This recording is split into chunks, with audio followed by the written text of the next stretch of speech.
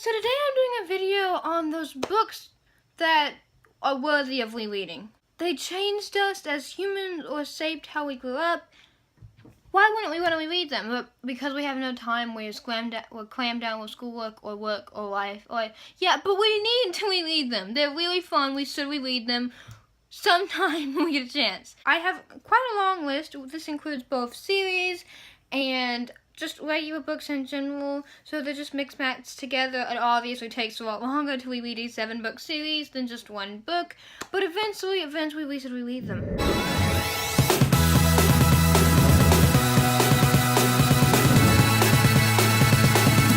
First up, I think you can all guess which book we should all reread. Harry Potter. Now I have the whole entire Harry Potter series as seen over here, but I don't want to pick them up because I don't want to break my arm.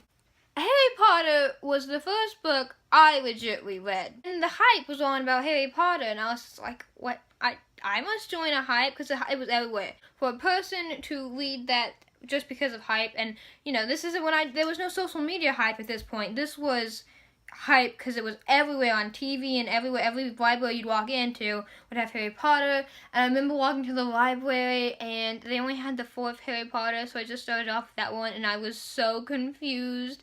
And then I finally got the first one and read it, and then I bought the paperback series, and then I bought the hardback series and sold the paperback series. So yeah, Harry Potter shaped my growing up. It was a great book series.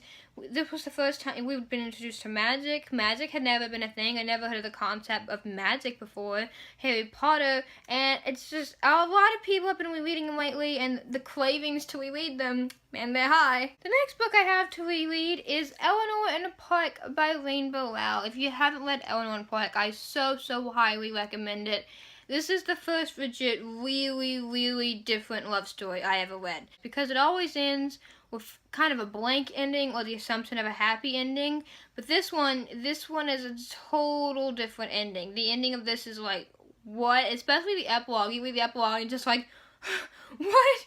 Because they're like 14 in this, and they skip to like 30 in the epilogue, and it's like, whoa, what? And I highly recommend this. It's such a different love story.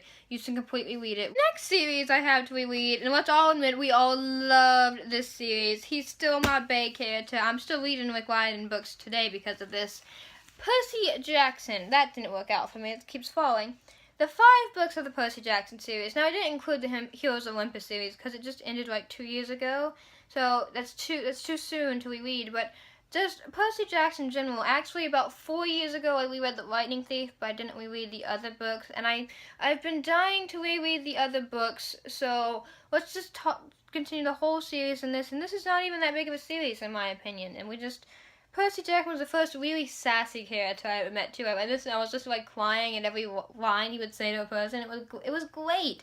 Not to mention Annabeth. Annabeth was an insanely powerful female, and I've read about other powerful females before, like Hermione and all that, but Annabeth is the kind of female that she's going to get her hands dirty. She will get down in the work and get her hands dirty, and she's smart and intelligent, and she's just going to get down in it.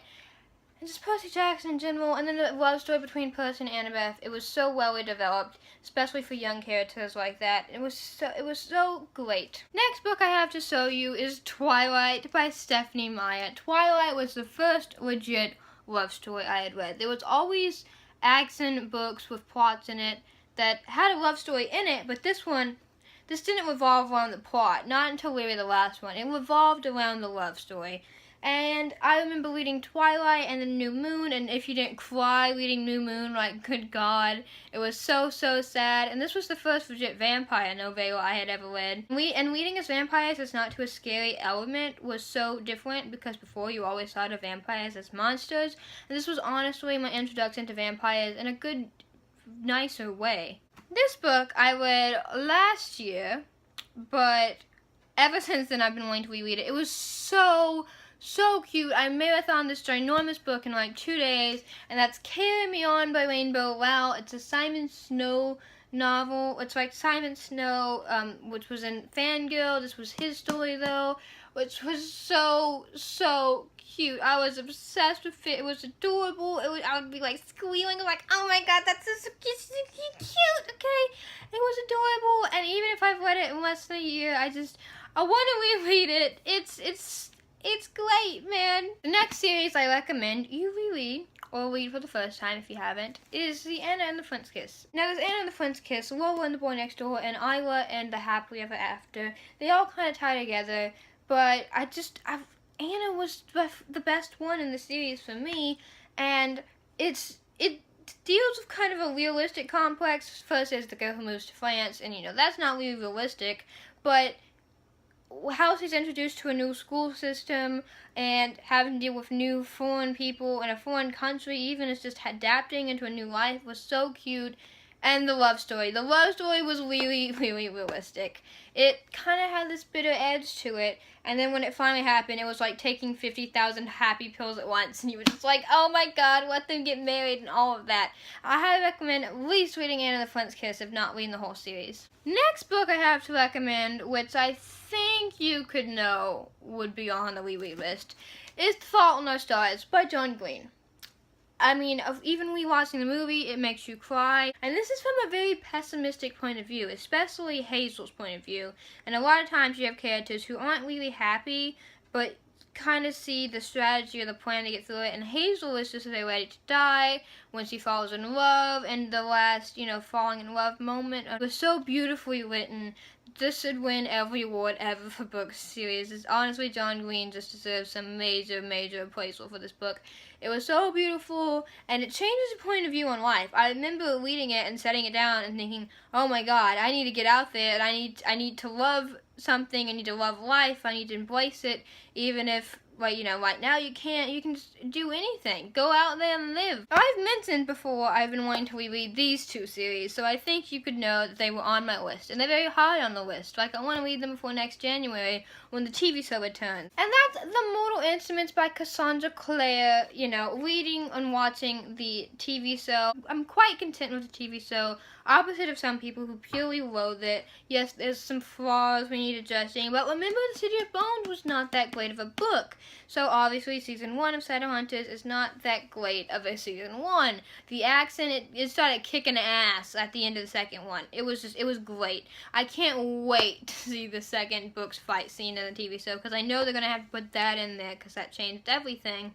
And I wanted to reread this before, and then as the TV show started, I kept thinking to myself, even in comments you would make to me that you would say that, you said this wrong, this happened, and I kept being like, damn it, stop making mistakes, because I haven't read this book series for 5 years, and then watching a TV show, it's a little hard to make a review on it, because it's like, did they change that completely? Is that not that different? There were some quotes that were big, big, big that I remember from the TV series, but other than that quotes, I can't remember it. Not to mention, it would be so weird to go right back into Cassandra Clare's first book. Like, I just read Lady Midnight a few months ago, and she's evolved hugely and long down the path from that. And to go back from her first book is very interesting, and it's a very deep turn and dive that I could go to. Next series I want to reread goes along with that last one, and that is The Infernal Devices by Cassandra Clare.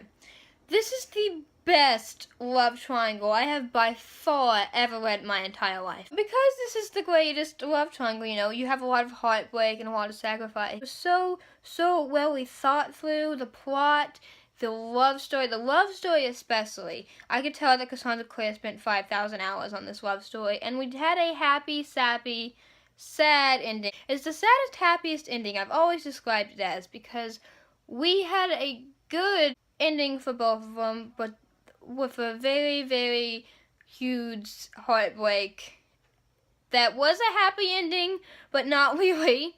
This is how I always describe it. It was so great and so well thought through, and I was just in tears by the end of it, and I never wanted it to end. And the final book I have today, which would be on the reread list, I'm not quite sure if it would make other people's reread list, but for a personal reason for me, it was my favorite book of all time. And I read this at a time in my life where I really needed to learn the moral of this book, and I remember finishing it and being in absolute tears. And that's Looking for Alaska by John Green. Basically, this guy goes to a new school, he meets new people, he's kind of weird, and he meets this girl who's completely different. She's not reserved, she's kind of open, but she's actually reserved. Like, you think you know everything about her, and you don't know a damn thing about her. and he's starting to fall for her, and something happens, and it's a story of how you forgive yourself, which is just a story that everybody should learn, and how to not always take the blame. And I read this series, and I read it, and when I finished it, I was just like in shock. I was just staring at a wall in complete shock after finishing this. So that is my list of books you should probably reread, or I recommend rereading. God knows I want to reread a lot of these. I have no idea when I'll be able to. Hopefully I'll reread like 1 or 2 of these this year. But I'm Annalise. Thank you for watching. Bye!